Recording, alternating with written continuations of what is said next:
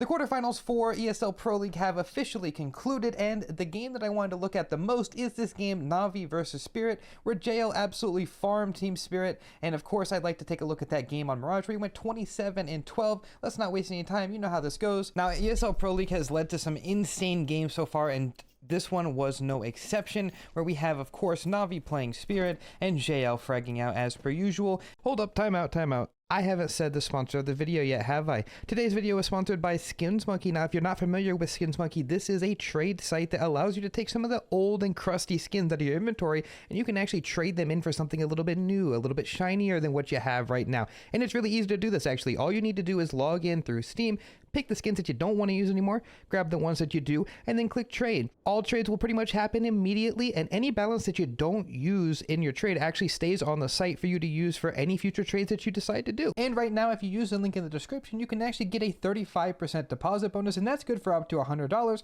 So let's say you deposit $100, you would actually get $135 on the site if you use my link. So make sure you check out SkinsMonkey, and let's hop right back into the video. Now we're going to start things off on the first gun round, and we're going to see the best strat, the most iconic strat for Mirage of all time, which is going to be A-Smokes. Now, the way that the pro teams like to approach A-Smokes is a little bit different than the way that you like to approach A-Smokes in your games, because they like to work the map a little bit. See, the idea was they took mid and they are waiting for Team Spirit to take mid back, because on that timing, they're actually going to be able to pop out A, where the rest of the guys are going to be in mid holding that control so that they can 3 or 4v1 the guy on site. And it's actually going to work really well in this instance because the hit's about to come in and JL will be our entry. Is coming in. Look at that, head down through the smoke. Unfortunately, the nade will disorient him a little bit, but he's still going to get out here, and he's just patiently waiting. Things are not looking too bad. Ima gets a kill in mid, and you notice here that one of the things that JL is doing is he is an aggressive player, but he's not aggressive to a fault. Some players that we've highlighted will just,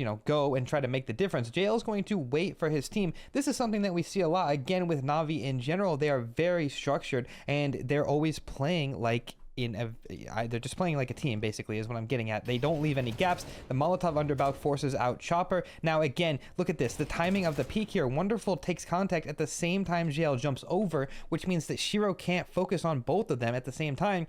And of course, Wonderful jiggled. It lets JL jump over. He's accurate. He gets the kill. And now, after that, Donk, he's looking at JL, so Wonderful kills him. It's really just a simple round, but simple rounds win CS. Like, simple rounds in Counter-Strike win games. That's just what it is. Now, heading into round number 4, we're going to see one of the more popular defaults that we're seeing in Tier 1 CS. Actually, I think Navi's running it the most, in my opinion, right now. But what the idea is that you let your rifler, who's crisp, so if it's mouse it's going to be Jimmy, if it's Navi it's going to be Bit, and what they do is they do this very standard play where they listen for the cat player to swing mid off of the mid player's throwing utility. So like we smoked window, we smoked top mid, right? And then this guy's going to listen, and when he hears this guy swinging cat, he is going to take the duel on the person B. Now, it's really strong when this person's jump spotting, because they also give a sound cue. So we can watch this from Bit's POV while JL is getting in position. But listen, he's listening. He hears the jump spot, and he's very good at this, very precise at this. When he knows that the timing is right, he's going to creep up, and you can immediately see their reposition from his team. They're all coming back into apps. This is a very standard strat. Navi has run this so many times, and the idea is they're standing here in top mid, Alexi being Wonderful, that is. They are trying to keep Zontix on Cat. That way Magic doesn't have a rotate. That's the entire reason that they're fighting. They're dueling right now. If we go to look at Alexi's POV, he's just spamming the top mid smoke. There's almost no reason to spam the top mid smoke. Why would anybody be playing where Zontix is, right? There's no reason. Well, the reason is that they're trying to get attention, and look at what they've done. They've pulled the Opera over. Donk is here. Dontix is off Cat. Even Chopper is looking mid right now. If they had an A lurk, that would be really strong. But instead, it's actually going to be Bit. Now, when the timing is right and all of his friends are here, he's going to pop out, and we'll switch back to JL's POV for the rest of this. And JL, of course, is going to come up behind him. He's kind of supporting crew. This is Bit's area. He likes to run this. JL has the bomb. They're trying not to go too fast. Things are a little weird in this specific round because, well, the rest of the guys are kind of occupied in mid. JL doesn't want to overcommit with bomb, but he also wants to make sure that Bit has a teammate with him in case things go wrong. Now, this is where the round gets a little silly because it is a 5-on-4, but there's about to be 3 people fighting these 2 guys on site. Now, JL and Bit are very, very talented players. So we have to see how they want to approach this. First, we have, of course, Bit taking the fight on the guy Cat, while JL is making sure nobody can run up on him from either E-Box or to run up on him from door. After Bit gets that kill, then JL takes a jump up here, hits a fantastic shot onto Magix, and of course they bought so much time and got the kills. Everybody else is here and their round goes pretty smoothly after this. I actually think JL goes down. By the way, holy shit, I don't normally swear in my demo reviews, but did you just see what I saw? First of all, I'll even rewind this. You might not know that there's a gap in that pixel right there. There's a actual pixel gap where you can hold through the top of the wood right here. You can hold to the top of the wood, and if anybody rotates into market, you can shoot them and see them pretty clearly, right? This is what we're looking through.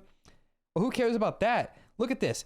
This is a little nerd thing. Shiro can see his shadow. Look at that. Shiro can see his shadow. Welcome to Counter-Strike, by the way. If you're from Valorant, welcome. This is the kind of stuff that we're playing here.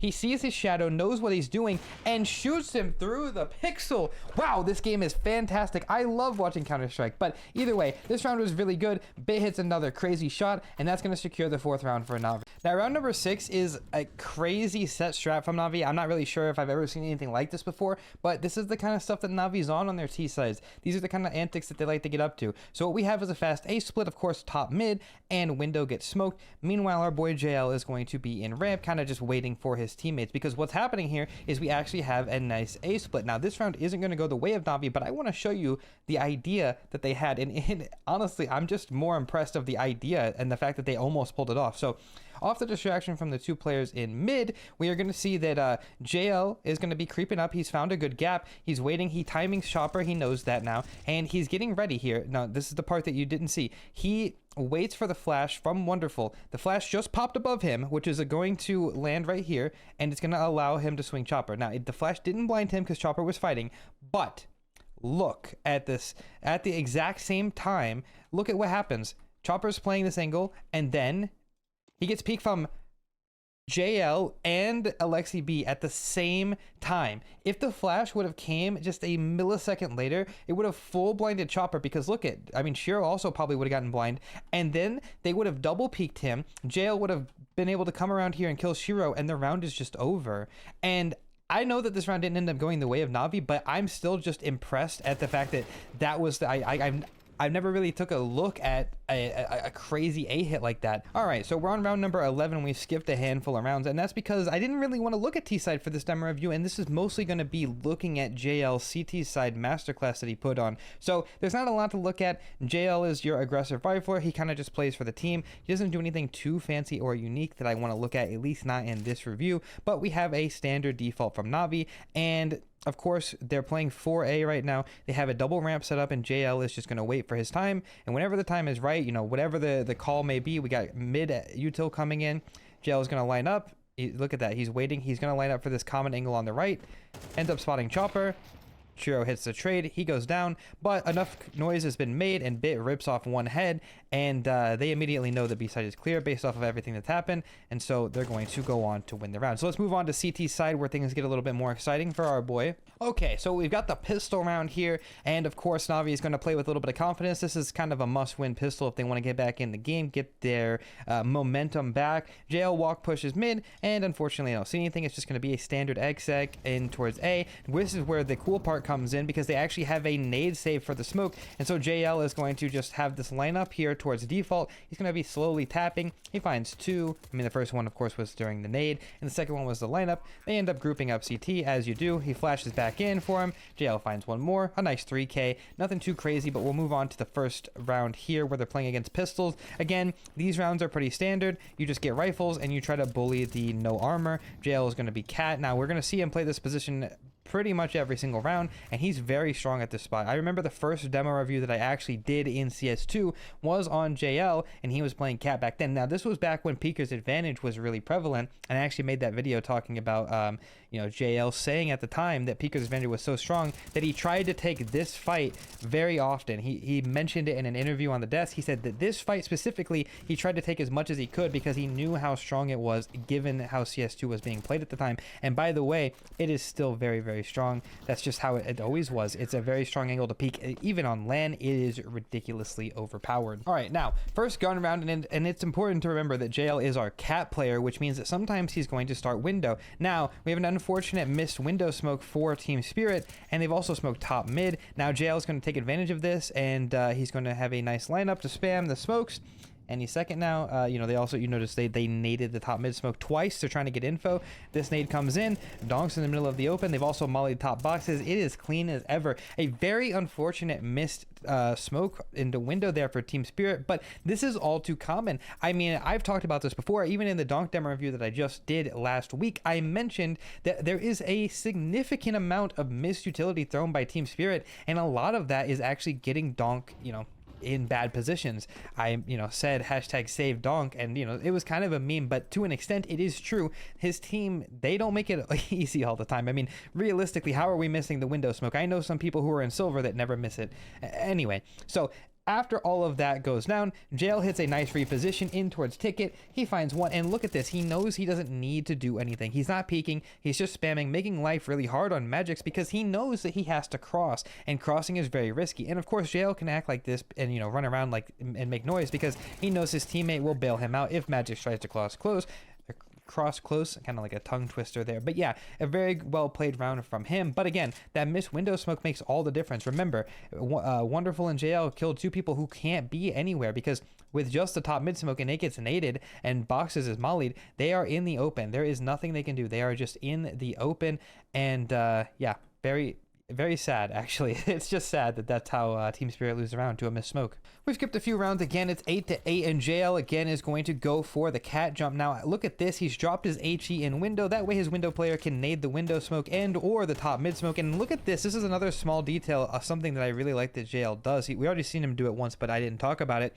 He taps the top mid smoke in such a way that if somebody does cross, he'll be able to see them, but he's only shooting one bullet at a time. So if he sees somebody cross after he's shot, he still has pretty decent accuracy, so he's getting pretty much full info on if anybody crosses. And again, like I said, if they do, he should be able to get the kill. So that's pretty clever. Look at that nice flash for his teammate to clear in underpass. That is, of course, wonderful with the op. And, you know, the round kind of simmers from here. Team Spirit are going to retake mid. We'll fast forward. JL is going to sneak into ladder room. This is a very, very strong position for the cat player, and that's because he could be playing any one of these angles. He can be anywhere in this room. He's going to wait again, trying to peek. Again, this is something that JL likes to do. He wants to peek as much as he can. Finds the first kill, dinks donk through the wood, and again he smoked himself off, goes for the spam, and he catches Shiro as well. We're witnessing a master at work, and I'm not even trying to glaze. JL, I know you watch these sometimes. I know you say I'm a master glazer, but be honest with me, that was insane. Okay, yeah, shout out to JL, man. I appreciate that you watch the demo reviews and you support as well. But yeah, just insane stuff from him, and it's going to be a 3K again to secure the round. Team Spirit have no choice but to save, and we keep going. Round number 20 here, it's going to be versus a half buy. Normally I wouldn't include a round like this, but I just wanted to talk again about how Navi is consistently nading that top mid smoke and making it super uncomfortable to be in top mid. Even on a half buy, they don't want anybody to be out there. They want to make sure that they have mid with no issues. And again, JL is going to be peeking this angle in towards top mid. It's very, very strong, but eventually the hit comes in. I say eventually way too much in these demo reviews, by the way. If you watch them all, you're probably going to have a stroke counting how many times I say it.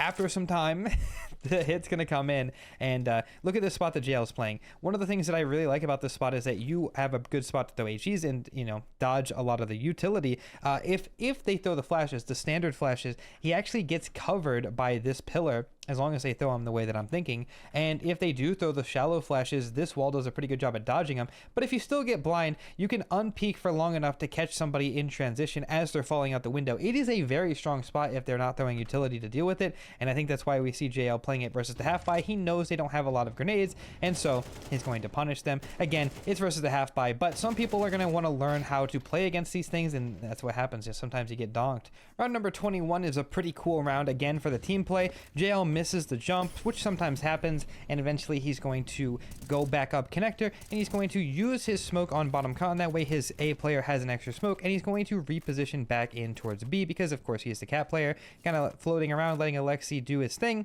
Eventually, again, now I'm kind of in my head about it. Eventually, he's going to be sitting in towards cat. Now, this is a really cool round because when the hit comes in, you can see on their minimap, there is a conscious effort from the team to focus on one area. Now, B side is kind of hard to hold if your teammates aren't on the same page, because what can happen is Alexi B could be fighting Apps and JL could be fighting Cat, but they might fight JL if they jump out window first, and Alexi B could be getting shot from Cat beforehand, right? There's a lot of weird crossfires. It's actually kind of hard to crossfire from bench and get right when they can come up from Cat as well, right? It's really odd. So one of the things that they do this round is you can again see it, they make a mindful effort to fight Cat as a team first.